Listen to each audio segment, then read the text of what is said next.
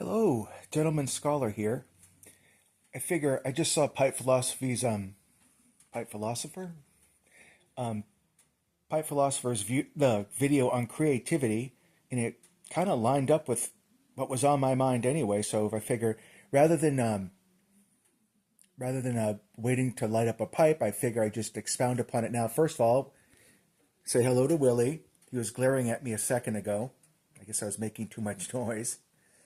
Um, yeah, I just he said, "What do you do to create?" I write, and unfortunately, I'm too lazy to actually write novels or short stories, so I just channel it in however I can. I keep a writer's journal, which is very unstructured, very sloppy. Anything that's in my head, I just put it down there, and it's mostly personal essays and whatnot. I also keep a an actual more structured journal, which is basically what happened to me and my reactions to it. But ever since Bill died, it's kind of become I still recount the events of days and recent days, but it's usually through a letter to him personally. Um, I guess that's how I'm exercising the grief. It's basically writing to someone who isn't here anymore, not physically anyway. So that's how I channel that. So that's what I've been doing for the last 6 months since he passed. But anyway, I had this in my mind. As you folks know, I read a lot of I read comic books. There's none in sight right now. I've been reading them since got to be 7 years old, and it got me to thinking, what is it about works of art, any works of creativity, that really seem to resonate when you're in an emotionally charged state? And I'm not gonna lie, my childhood wasn't the worst, but it wasn't the happiest either. So my mom was moving around a lot. She really couldn't seem to, excuse me, grabbing my coffee. She couldn't seem to keep, the rent being paid on a regular basis. Plus, she got in fights with the neighbors. It was all part of her manic personality, but that's another story entirely. See, comics. Anyway, so I figured, what is it about that work? What is it about art, that works of art, that we just cling on to when things are really, really, really bad in the real world, the outside world? So I just started writing and just letting freeform association go as I wrote on the page, and I came to the conclusion that art, creativity, and by art I mean everything. I mean everything from doodles up to the great composers, up to the great artists, Monet, uh, that kind of thing. Monet, any high art that you can think of to the lowest art. It's all it's all a form of human expression. And art is for everybody. It's not for just art galleries and tastemakers and who want to speculate on pieces of art and get rich. And that stuff kind of breeds a lot of pretension. That stuff I don't care about. I care about the actual creation of art that elevates us. And I think that's the most important thing. If humanity is going to survive, it's going to be through art and ideas, and those ideas giving birth to new ideas. Now, think about it. Every single work of art that you're into, that, if you're into music, if you're into books, one piece of art informs the other. One movement in literature or music or art, it informs the other. It's all part of this great gestalt, this great mosaic. And it helps people get through their day. It helps people get through the drudgery of their daily existence. And I believe that that is the purpose of art. And I'm just trying to think of a good example here. Um, Recently I've been doing like a Doctor Who binge on television. I just ended up in the Tom Baker era. Now, if anyone in the States knows about classic Doctor Who, it's probably through the Tom Baker era, because he was so much larger than life. He had the hat, the curly hair, the scarf, and the thing about Doctor Who is the sheer creativity with the limited budgets that they gave to you on the screen. In fact, you came to love the shonky Love that word, shonky. The shonky special effects because it added. You had to use your imagination to make the story work. It's almost like a visual version of listening to the radio. Um, Creativity created by artists, creative people, alone or in tandem, helps keep the world running. And granted, I mean, art has to be commodified to get out to the biggest group of people. And it just seems to be in the States, especially in our consumerist culture, that creativity is sort of poo-pooed and looked down upon unless it makes somebody a lot of money.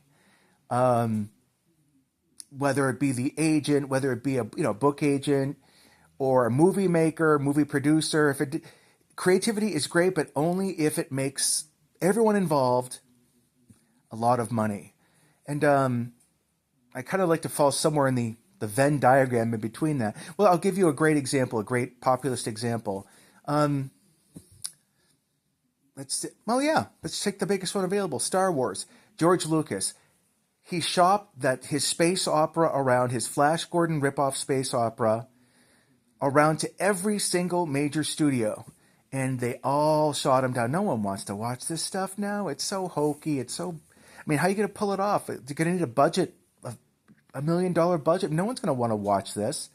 And against all odds, 20th Century Fox took a chance on him. And I don't know if it was a combination of the good old-fashioned space opera storytelling, the quite clear good against evil vibe, and of course, the really cool acting that helps a lot too. It really took a hold of a jaded America, who we were so sick and tired of dystopian science fiction stories on television and the movies. Science fiction was boring, weird, and scary until Star Wars came out, and it was just like a shot in the arm. I mean, all a populated galaxy, ships that looked like they needed work. And of course, my dad mentioned it as it's just cowboys with laser guns. He would say in his Quebecois accent. But the thing is, I mean, that's what art does. I mean, art helps the rest of us get through. I mean, I don't care if it's a daily daily cartoon strip that you read in the paper, to a massive to War and Peace. Cams Campbell, I give you a nod there. But as you know, I'm into superheroes. Once upon a time, Alan Moore, the guy who gave us all kinds of things like Watchmen and V for Vendetta and The League of Extraordinary Gentlemen, all of which have been turned, if I can say so, into kind of inferior versions of his actual comic works from hell. They retained the basic flavor of his work, but that's pretty much it. It was cannibalized for money. Well, like I said, art and commerce. But he created a book called Promethea when he helped to create America's Best Comics. It was one of several books he was doing at the same time. But Promethea was actually a story about stories. It was what it really was. It was basically a treatise on actual magic, the practice of magic, disguised as a superhero story. But even deeper than that, it was almost like a Jungian, like a Carl Jungian exploration of where ideas come from, where all our mental archetypes come from, and how they inform our material work here in the material plane. And the realm of ideas, he called it, was the ephemera. And that's where all your fairy tales, when we were cave people talking around the fire, making up stories, that's where all the ideas came from. We pulled it from there, and then it went back into the ephemera. So when you visit the ephemera, that's where Promethea comes from and resides. She became a living story thanks to her father, but that's part of the early part of the story. She became a living story to be pulled out and used in art, in comics, in literature, as whatever creator saw fit to commune with Promethea. And then they became Promethea. She was kind of like the protector of our reality type thing. But the ephemera is really cool because every single old story archetype is in there, from Little Red Riding Hood, detective stories, schlocky pulp hero stories. Everything is in there that humanity draws from and feeds back into. And I came to the conclusion while writing that essay, I guess, for lack of a better name, better term, that it's the ephemera that will probably save humanity. That's the word I'm using for it, the idea space, the imagination space. That's what's going to save humanity because it lifts our spirits. It allows us to see things above our daily existence, and it creates ideas, solutions to problems, and that's the purpose of it. So, what if, I don't know, I mean, how many scientists have been inspired by Star Trek type thing? How many computer programmers and everything like that have been inspired by Star Trek? How many female FBI agents or FBI agents period saw Mulder and Scully on the X-Files and said, "Yeah, I want to do that. I want to work for the FBI. That looks really cool." As a matter of fact, a lot of women joining the FBI was called the Scully effect back in the day. And you can extrapolate further into the CSI franchise of shows where it made forensic science look cool and look sexy. So, of course, a lot of people edged into that field because they were inspired by an idealized form that they saw on television. It's a trope. It's an idea. It's an idea made real that has consequences in the real world. So I hope this is making some kind of sense. But we have a lot of power up here. And all we have to do is just set it to paper or find some medium to express it in. And, I mean, I'm just picking a name out of nowhere. Imagine The Godfather. How many people love The Godfather? I mean, I've never seen the whole thing in its entirety. I intend to fix that soon. But Mario Puzo wrote a novel, which a lot of people resonated with, and it got made into a movie. And it was a very hard movie to bring to screen. And how many more people did that film resonate with? That's just an idea kind of paying itself forward. So yeah, humanity is lifted by ideas and creativity, and it should always be encouraged. I don't care if it's your kid, like, drafting out the characters of a video game that he wants to produce, or someone doing haikus that link into a 27-book story cycle or whatever. Just create somehow. Just do it. Doesn't matter. I mean, does it matter where it's going to lead? I would like to be a writer.